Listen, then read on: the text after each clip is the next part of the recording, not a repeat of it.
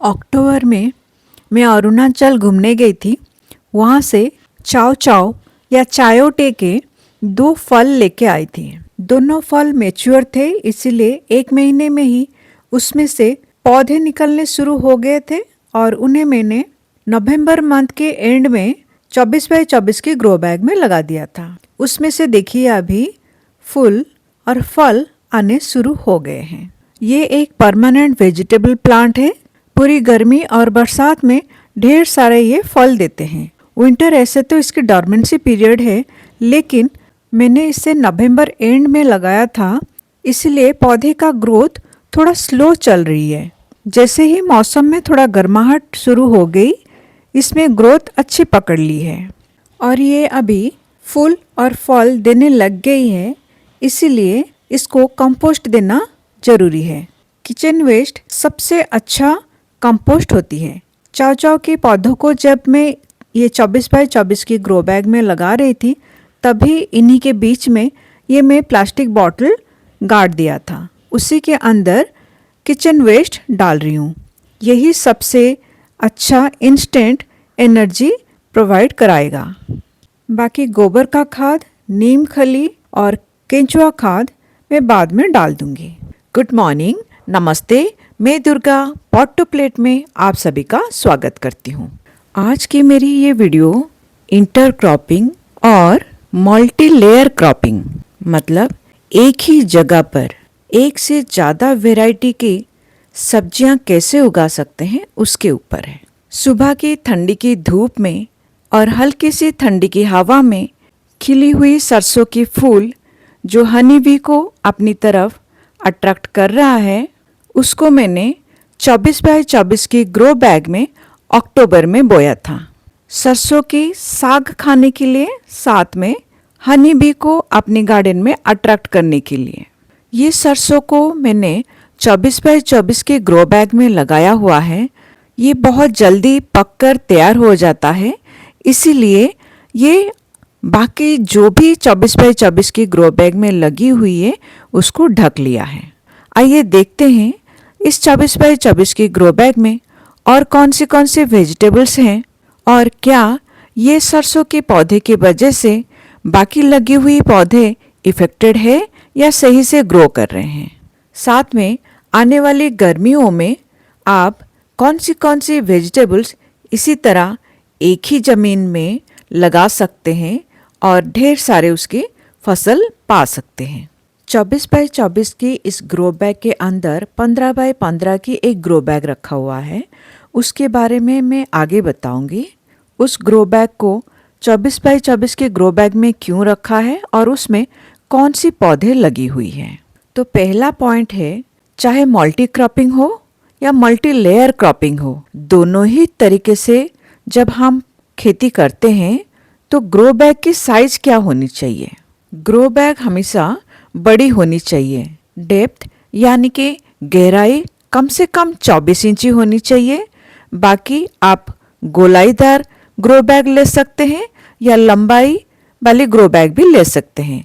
लंबाई तो आप जितना मर्जी लंबा ले सकते हैं। 24 बाई 24 की ये ग्रो बैग के अंदर ये 15 बाई 15 की ग्रो बैग में एक पैशन फ्रूट के पौधा अगस्त महीने में लगाया हुआ था। पैशन फ्रूट के पौधे को धूप की काफ़ी ज़रूरत होती है और धूप में वो बहुत अच्छे से ग्रो करती है।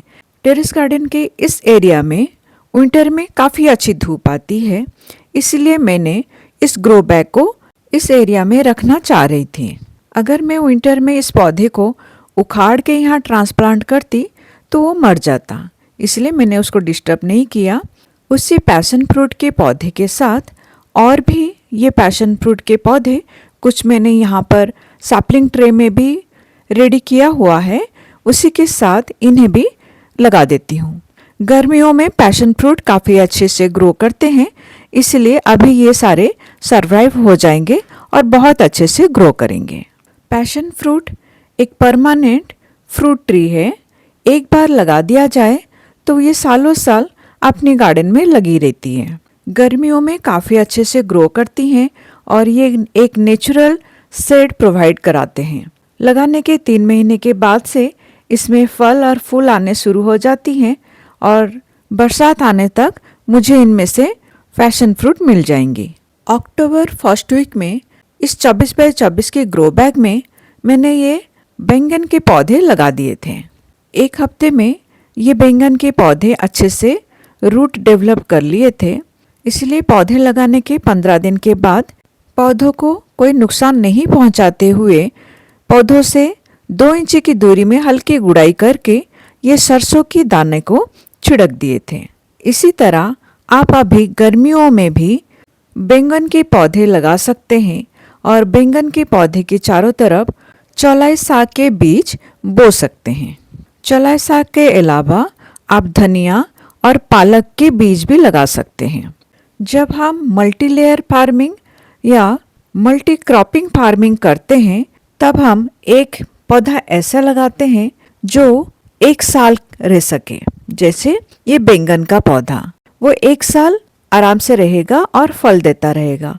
साथ में ये जो सरसों के पौधे हैं, इसको लगाने का मतलब ये है ये 3 महीने में हम इसे उखाड़ कर इस्तेमाल कर सकते हैं। और इन्हीं के बीच के गैप में आप रूट वेजिटेबल्स भी लगा सकते हैं।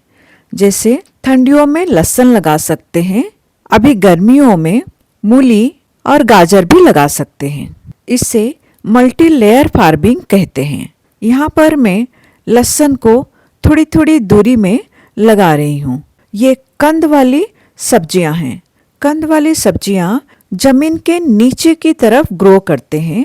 इन्हें अगर साग या बैंगन के पेड़ों के साथ लगाया जाए तो वो साथ में लगाई गई फसलों को कोई नुकसान नहीं पहुंचाते हैं। तो इस 24 बाय 24 के ग्रो बैग में मैंने फिलहाल एक permanent fruit trees passion fruit को लगाया हुआ है, साथ में सरसों के साग लगाया हुआ है, बैंगन का पौधा लगाया हुआ है और लहसुन के पौधे भी लगाया हुआ है। अक्टूबर में लगाई गई वही सेम बैंगन के पौधे, लहसुन के पौधे और सरसों के पौधे देखिए नवंबर एंड और दिसंबर तक कितने अच्छे से ग्रो कर रहे हैं। इससे कहते हैं मल्टी लेयर और इंटरक्रॉपिंग खेती। इस टेक्निक से आप एक ही जगह में रूट वेजिटेबल्स, बड़े पौधे और छोटे पौधे को भी लगा सकते हैं। जब भी लीफी वेजिटेबल्स इसके साथ बोया जाता है तो काफ़ी घना बोया जाता है। उससे फ़ायदा ये होती है कि हम उससे बार बार उसमें से लीफी वेजिटेबल्स को हार्वेस्ट कर सकते हैं। जो जल्दी लंबा होता है उसको जल्दी ही जड़ के समेत उखाड़ देना चाहिए। उससे 2 फायदे होते हैं। पहला, बैंगन के चारों तरफ की मिट्टी अपने आप हल्की हो जाती है। मेरे कहने का मतलब है बैंगन के चारों तरफ गुड़ाई करने की ज़रूरत नहीं है। दूसरा फायदा ये होती है बैंगन के चारों तरफ कोई घास नहीं उगती है। घास के बदले में आपने सरसों से ही मिट्टी को कवर कर दिया है और मिट्टी कवर होकर रहता है तो वहाँ पर घास नहीं उगती है। जैसे ही बड़े सरसों के पौधे को आप उखाड़ लेंगे, बाद में छोटे सरसों के पौधे बड़े होने लग जाएंगे। इसी तरह से आप एक ही बार बोया हुआ सरसों के बीजों से 2-3 बार सरसों के पौधे को हार्वेस्ट करके खा सकते हैं। साथ में लहसुन के पत्तों की चटनी भी बहुत अच्छी लगती है। सरसों और लहसुन के पौधों को उखाड़ के खाने के बाद गर्मी आते आते पैशन फ्रूट और बैंगन के पौधे इस ग्रो बैग में रह जाएगी। तब दोबारा से बैंगन के चारों तरफ की मिट्टी गुड़ाई करके थोड़ी सी गोबर खाद और घर का बना हुआ किचन कंपोस्ट और वर्मी कंपोस्ट डालकर चौलाई साग के बीज बो दूंगी। साथ में बीच बीच में मूली भी बो दूंगी। तो ये थी मेरी मल्टी लेयर क्रॉपिंग, यानी मिट्टी के नीचे कंद वाली सब्जी ग्रो कर रही है, मिट्टी के थोड़ी ऊपर सरसों साग उग रही है, उसके साथ साथ बैंगन का पौधा जो थोड़ी दिन के बाद सरसों के साग को कवर करके ऊपर उठ जाएगा। साथ में गर्मियों में मुझे खाने के लिए मिल जाएगी पैशन फ्रूट। अगर मेरी वीडियो से आपको कुछ हेल्पफुल टिप्स मिलती है तो please like, share and subscribe to my channel. Thank you for watching the video. Healthy खाइए, हेल्दी रहिए। God bless you all.